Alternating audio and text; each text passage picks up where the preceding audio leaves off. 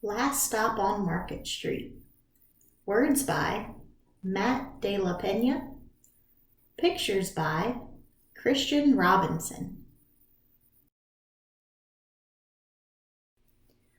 CJ pushed through the church doors, skipped down the steps. The outside air smelled like freedom, but it also smelled like rain, which freckled CJ's shirt and dripped down his nose.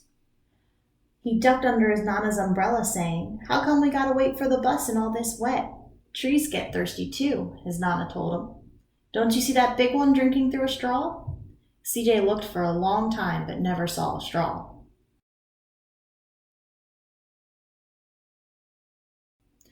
From the bus stop, he watched water pool on flower petals, watched rain patter against the windshield of a nearby car. His friend Colby climbed in, gave CJ a wave, and drove off with his dad. "Nana, how come we don't get a car?"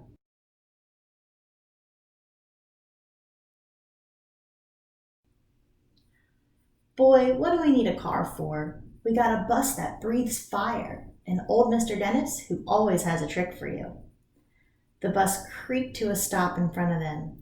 It sighed and sagged, and the doors swung open. "What's that I see?" Mr. Dennis asked. He pulled a coin from behind CJ's ear, placed it in his palm. Nana laughed her deep laugh and pushed CJ along. They sat right up front. The man across the way was tuning a guitar. An old woman with curlers had butterflies in a jar. Nana gave everyone a great big smile and a good afternoon. She made sure CJ did the same. The bus lurched forward and stopped, lurched forward and stopped. Nana hummed as she knit. "How come we always gotta go here after church?" CJ said. "Miguel and Colby never have to go nowhere." "I feel sorry for those boys," she told him. "They'll never get a chance to meet Bobo or the Sunglass Man.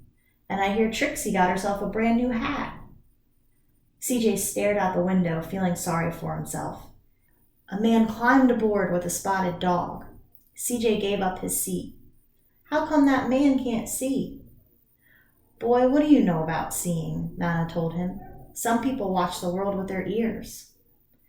"That's a fact. Their noses, too," the man said, sniffing at the air. "That's a mighty fine perfume you're wearing today, ma'am." Nana squeezed the man's hand and laughed her deep laugh. Two older boys got on next. CJ watched as they moved on by and stood in back. "Sure wish I had one of those," he said. Nana sat down her knitting. "What for? You got the real live thing sitting across from you. Why don't you ask the man if he'll play us a song?" CJ didn't have to. The guitar player was already plucking strings and beginning to sing, and they all closed their eyes.